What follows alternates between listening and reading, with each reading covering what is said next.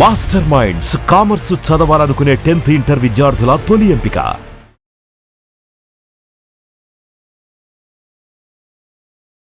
గర్భాశయ క్యాన్సర్ ఎందుకు వస్తుంది ఆర్ గర్భాశయ క్యాన్సర్ అంటే ఏంటి?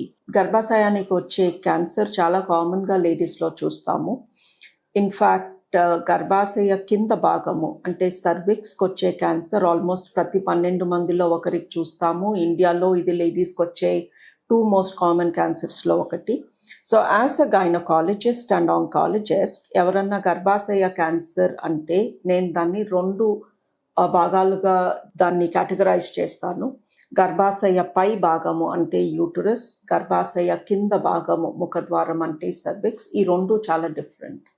సర్విక్స్కి వచ్చే క్యాన్సర్ వేరే, గర్భాశయానికి వచ్చే క్యాన్సర్ వేరే. అండ్ ఈ రెండిటికి కారణాలు వేరే, ఈ రెండిటి సిమ్టమ్స్ వేరే, ఈ రెండిటి ట్రీట్మెంట్ వేరే. ఈ గర్భాశయ కింద భాగము సర్విక్స్కి వచ్చే క్యాన్సర్ హెచ్పివి అనే వైరస్ మూలంగా వస్తుంది.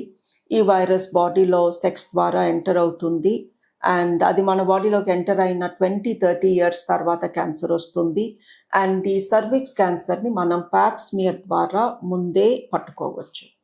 సో ఈ గర్భాశయ ముఖ ద్వారపు క్యాన్సర్, సర్విక్స్ క్యాన్సర్ ఏదైతే ఎవ్రీ 12th ఉమెన్ని ఎఫెక్ట్ చేస్తుందో ఈ క్యాన్సర్ని ప్యాప్ స్మియర్ ద్వారా అది వచ్చే 3 ఏళ్ల ముందు నుంచే మనం మీకు ఇది రాబోతుంది అని కనుక్కోవచ్చు. ఎవరికైతే అది రాబోతుంది అని ప్యాప్ స్మియర్ ద్వారా తెలుసుకుంటామో అది రాకుండా అక్కడ ఒక చిన్న ప్రొసీజర్ చేసి రాకుండా చేయొచ్చు. సో అది గర్భాశయ ముఖ ద్వారపు క్యాన్సర్ ఆర్ సర్విక్స్ క్యాన్సర్. ఈ క్యాన్సర్ ఉన్న వాళ్ళకి బ్లీడింగ్, వైట్ డిశ్చార్జ్, పీరియడ్ మధ్యలో బ్లడ్ రావటము, సెక్స్ అప్పుడు బ్లీడింగ్ అవ్వడము, ఆర్ మెనోపాజ్ పీరియడ్స్ అయిపోయిన ఏజ్ ఎక్కువ ఉన్న లేడీస్లో కూడా వైట్ డిశ్చార్జ్ స్టార్ట్ అవ్వడము ఇలా చూస్తాము. The second part, upper part of the uterus is called గర్భాశయము. దానికి వచ్చే క్యాన్సర్కి కారణం ఏంటి అనేది ఖచ్చితంగా ఎవరికి తెలీదు. యూజువలీ లావుగా ఉన్న లేడీస్లో, ఒబీస్ వెయిట్ ఎక్కువ ఉన్న లేడీస్లో చూస్తాము అండ్ డయాబెటీస్ ఉన్న లేడీస్లో చూస్తాము. ఎవరికైతే పిల్లలు పుట్టరో వాళ్ళలో కూడా గర్భాశయ క్యాన్సర్ వచ్చే ఛాన్స్ ఎక్కువ ఉంటుంది. చిన్న వయసు వాళ్ళలో పీసీఓడి మూలంగా నెల పీరియడ్ రాకుండా 5 నెలలకి 6 నెలలకి ఒకసారి పీరియడ్ వచ్చే లేడీస్లో కూడా గర్భాశయ క్యాన్సర్ ఎక్కువ చూస్తున్నాము. అలా అని సన్నగా ఉంటే గర్భాశయ క్యాన్సర్ రాదు అని లేదు, పిల్లలు పుడితే రాదు అని కూడా లేదు, షుగర్ లేకపోతే రాదు అని కూడా లేదు. సో గర్భాశయ క్యాన్సర్ ఎవరికైనా రావచ్చు. బట్ యూజువలీ లావుగా ఉన్న వాళ్ళల్లో, షుగర్ ఉన్న లేడీస్లో, పీరియడ్స్ టైం టు టైం రాని లేడీస్లో, పిల్లలు పుట్టని ఇన్ఫర్టిలిటీ ఉన్న లేడీస్లో కొంచెం ఎక్కువగా చూస్తాము.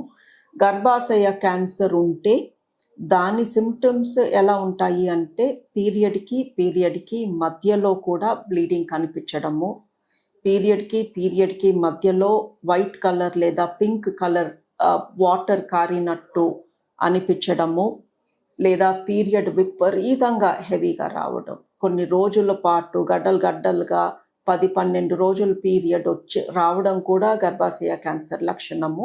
దీంతో పాటు మెనోపాజ్ వచ్చేసిన లేడీస్కి ఏ మాత్రము వైట్ డిశ్చార్జ్ కనిపించినా, బ్లీడింగ్ కనిపించినా, స్పాటింగ్ కనిపించినా, అది ఎంత కొంచెమైనా సరే అది కూడా గర్భాశయ క్యాన్సర్ లక్షణమే. సో ఈ గర్భాశయ క్యాన్సర్, యూటరస్ క్యాన్సర్ వచ్చే ముందు అండ్ ఎర్లీ స్టేజెస్లో బ్లీడింగ్ ద్వారా ఒక లేడీకి తెలిసిపోతుంది, నాకు ఏదో తేడా జరిగింది, యూట్రస్ ఏరియాలో ఏదో ప్రాబ్లం స్టార్ట్ అయ్యింది అని. ఈ గర్భాశయ ముఖ ద్వారపు క్యాన్సర్, సర్విక్స్ క్యాన్సర్ మట్టుకు ఆ గడ్డ కొంచెం పెద్దగా అయ్యి ఫస్ట్ స్టేజ్, సెకండ్ స్టేజెస్లోనే సిమ్టమ్స్ కాజ్ చేస్తాయి. అండ్ ప్యాప్ స్మియర్ ఎందుకు చేయించుకోమంటాము అంటే అది క్యాన్సర్ రాకముందే లేదా క్యాన్సర్ చాలా చిన్నగా ఉన్నప్పుడే చెప్పేస్తుంది. ఈ ఫస్ట్ స్టేజ్ సర్విక్స్ క్యాన్సర్కి యూజువలీ సిమ్టమ్స్ ఉండవు, తెలవదు మనకి అక్కడ ఏదో అవుతుంది అని, బికాజ్ ఏ సిమ్టమ్ ఉండదు. అందుకే ప్యాప్ స్మియర్ చేయించుకుంటే సర్విక్స్ క్యాన్సర్ రాదు. గర్భాశయ క్యాన్సర్, యూట్రస్ క్యాన్సర్ ఏమో బ్లీడింగ్ ద్వారా ముందే తెలియజేస్తుంది, ఇక్కడ ఏదో తేడా అవుతుంది, మీరు చెక్ చేయించుకోండి అని. గర్భాశయ క్యాన్సర్ లేడీస్లో వచ్చే one of the most common cancers. So ప్రతి ఒక్కళ్ళు ప్యాప్ స్మియర్ చేయించుకోవాలి 3 ఏళ్లకు ఒకసారి. అండ్ ఏమాత్రము మీ పీరియడ్స్లో తేడా జరుగుతుంది, పీరియడ్ మధ్యలో బ్లీడింగ్ కనిపిస్తుంది, లేదా పీరియడ్స్ ఆగిపోయాక బ్లీడింగ్ ఆర్ స్పాటింగ్ కనిపిస్తుంది అంటే అది క్యాన్సర్ లక్షణము and you have to see the doctor.